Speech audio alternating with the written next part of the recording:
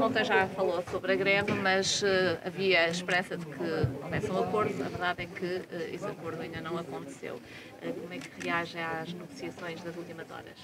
Bom, eu penso, como ontem tive a oportunidade de dizer, que agora vamos no bom sentido, ou seja, o Governo assume-se como mediador, aparentemente o Governo estava completamente encostado a um dos lados, está a deslocar-se, a colocar-se ao centro como deve ser, e portanto aquilo que eu peço é que as partes, ambas agora, seja do lado do sindicato, que ainda não conseguiu, enfim, as suas reivindicações, seja do lado da entidade patronal, que haja um esforço muito grande e um bom senso muito grande, porque não se pode pedir às empresas aquilo que elas não podem dar, mas também não se pode permitir que os motoristas continuem, quer com o salário tão baixo, quer com as condições de trabalho que efetivamente não são as melhores. Portanto, nesse esforço de diálogo, eu penso que se pode encontrar uma solução.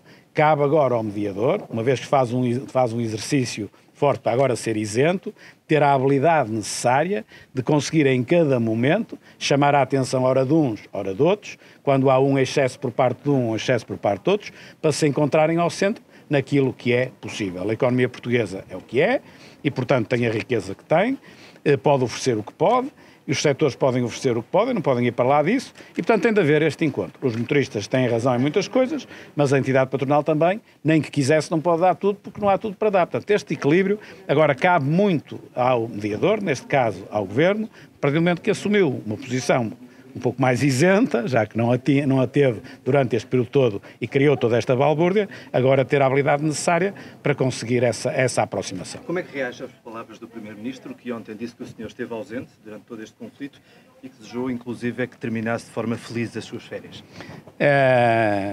Eu, efetivamente, pai 12 dias de férias e não estive ausente, não é?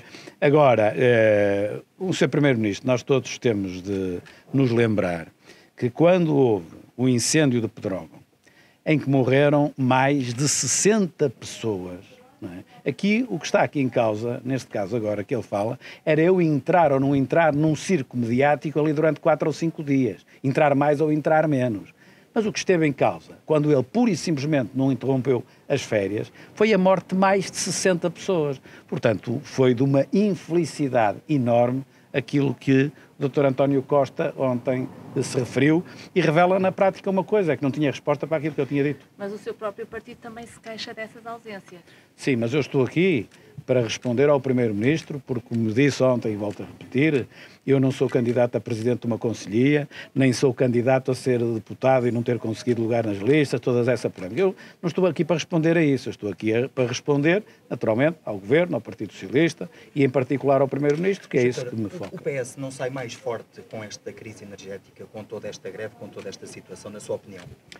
Na minha opinião sincera, e eu também não sei dizer de outra maneira, eu acho que o Partido Socialista, porque é aí que se coloca, não é o Governo, é o Partido Socialista, é esta confusão que há aqui, ou seja, eu ontem tive a oportunidade de dizer, o Partido Socialista deve apoiar o Governo, com certeza, mas o Governo é que não tem que apoiar o Partido Socialista. Isto que andou o Governo a fazer com este circo que montou, foi na prática a tentar apoiar o Partido Socialista, tendo em vista as eleições de 6 de outubro. Eu acho que assim tal como encenaram antes das europeias aquele dossiê dos professores, e que lhes correu bem, do ponto de vista eleitoral, agora procuraram uma coisa parecida.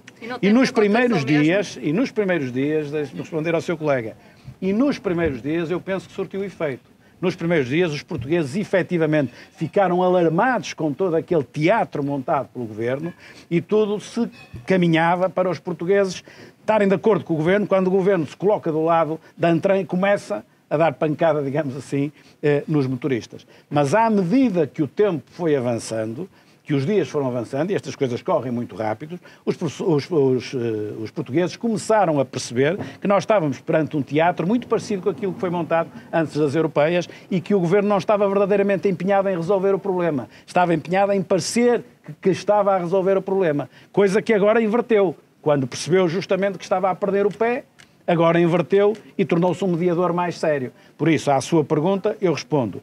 Nas primeiras horas, nos primeiros dias, parecia que ganhava politicamente com isto. Neste momento, acho exatamente o contrário. Acho que os portugueses perceberam que se montou aqui uma farsa demasiado exagerada com fins eleitorais. Portanto, não acho que sai reforçado. Acho que até sai um pouco enfraquecido. Se me disser assim, muito enfraquecido, também não vou exagerar, também não é o caso, mas está enfraquecido. Há, aliás, um movimento agora que está a pedir para o Governo moderar as medidas, nomeadamente no que diz respeito aos serviços mínimos e à requisição civil, alegando que foram medidas exageradas, que põem em causa o direito à greve. Como é que vê esse movimento? Eu não consigo compreender, e acho que todos os portugueses, se pararem para pensar um bocado, as pessoas estão em férias ou estão na sua vida, têm mais que pensar nisto. Mas o Governo, se repararem, diz, por um lado, que a greve quase não afeta nada e que tudo está num quadro de normalidade e que a requisição civil foi um êxito. Por outro lado, diz que está disponível para agravar os serviços mínimos. Então, se está disponível para agravar os serviços mínimos, como é que pode ao mesmo tempo dizer que tudo afinal está a correr bem e tudo num quadro de aparente normalidade? É uma contradição. E estas contradições devem-se justamente ao facto do Governo, em cada declaração que faz, procurar a gestão tática ou política que melhor lhe serve. Agora, tem de se decidir. Ou acha que isto está tudo num quadro razoável para, enfim, considerando que estamos numa greve, e então se está razoável, ou considera que não está razoável, e então aí pode dizer que vai agravar os serviços mínimos. Agora, eu também não percebo que serviços mínimos se podem agravar, porque já tive oportunidade de dizer, e é evidente, que se os motoristas estão, mesmo em greve, a trabalhar 8 horas por dia, e mesmo assim há quem diga que eles não cumprem os serviços mínimos, como é possível os motoristas praticamente todos estarem a trabalhar 8 horas e nem os serviços mínimos cumprem? Então o que é que são os serviços máximos? Então o que é a vida destes homens? Então, como é que é? Na sua opinião, como é que é possível resolver este problema? Isso, a minha opinião, é sempre a mesma desde o início, das vezes todas em que, por meu intermédio ou por intermédio de outros, o PSD veio publicamente exprimir-se. Exprimiu-se 2 vezes antes da greve e exprimiu-se 2 vezes depois da greve. E sempre dissemos a mesma coisa. A única via possível, não há outra, é a via do diálogo e depois a via do bom senso entre as partes. Havia um elefante no meio da sala, que era o Governo, que estava a criar um ruído, estava a montar um circo, estava a montar um drama que só dificultava qualquer solução. Caminhou agora para uma posição diferente. Estamos numa posição melhor neste momento, em que as partes já não dialogam diretamente, mas já através do Governo já conseguem dialogar. Cabe agora ao Governo fazer o esforço necessário, ter a habilidade e a inteligência necessária para conseguir trazer as duas partes a um ponto de encontro. E se isso já aconteceu com outros sindicatos, eu penso que com habilidade conseguir-se-á com o sindicato que falta. E, portanto, a minha esperança é que isso nos próximos dias se consiga. Não se conseguiu ontem, temos de continuar a tentar.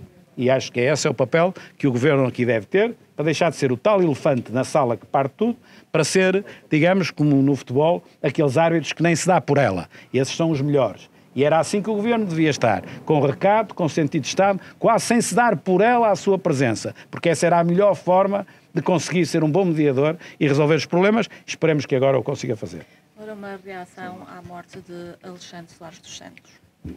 O Alexandre Soares dos Santos era um grande empresário, faleceu como já perdemos Belmiro de Azevedo, perdemos o Sr. Américo Amorim, perdemos agora Alexandre Soares dos Santos. Naturalmente que a vida é dinâmica e, portanto, surgirão outros empresários, mesmo no quadro do grupo dele já a sucessão está preparada. É a lei da vida, mas naturalmente Portugal precisa que haja muitos empresários como o Alexandre Soares Santos e como os outros que eu tive oportunidade agora de referir também, Belmiro de Azevedo e Américo Amorim. São 3 empresários que marcaram uma época em Portugal, que desaparecem, que deixam um grande legado, e agora nós temos é de ter, naturalmente, empresários de qualidade que possam continuar este trabalho que eles fizeram e outros trabalhos que o país precisa para poder progredir.